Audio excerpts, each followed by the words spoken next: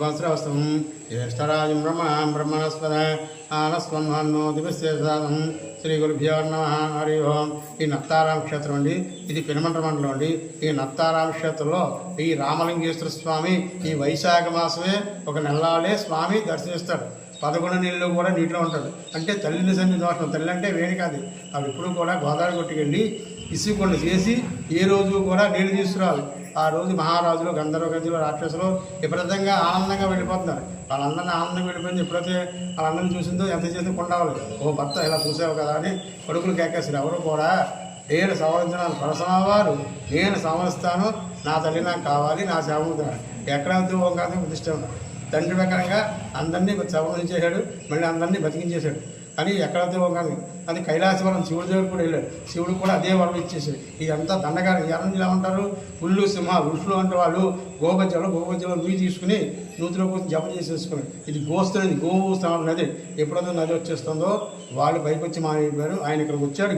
ఓంకార సిద్ధమైనది ఓం నమః శివాయ ఓం నమః శివాయ అని చేత నదిలోనే ప్రతిష్ఠేశాడు. గోస్తుని నదిలోనే ప్రతిష్ఠారు. ఒక వైశాఖ మాసమే స్వామి మాకు దర్శనమిస్తారు. 11 నెలలు కూడా నీటిలో ఉంటాడు. వైశాఖ మాసం జల్లాలను కూడా వచ్చి స్వామివారి తీర్థప్రసాదం తీసుకుని ఆ స్వామి తెలిసి ఎవరికి ఏది అనుకున్న ఆ కోరికలన్నీ నిర్వహిస్తాయని స్వామివారి ప్రార్థన.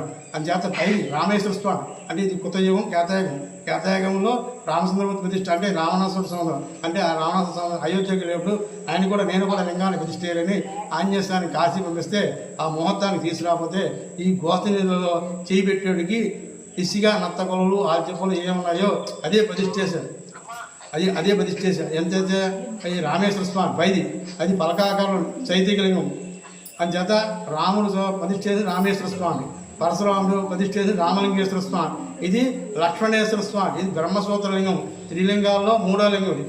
రామలింగేశ్వరుడు, రామేశ్వరుడు, లక్ష్మణేశ్వరుడు ఈ 3 లింగాలు కూడా 300 రోజులు దర్శనం చేసుకోవచ్చు. కానీ వైశాఖ మాసం వస్తే స్వామివారు రామలింగేశ్వర స్వామి కనిపిస్తాడు, రామేశ్వర స్వామి ఇప్పుడు 300 రోజులు కనిపిస్తాడు. ఈ లక్ష్మణేశ్వర స్వామి కూడా కనిపిస్తుంది. ధర్మసూత్రలింగం. ఈ 3 లింగాలు దర్శనం చేసుకుని తీర్థప్రసాదం చేసుకుని చేతులు ప్రార్థన.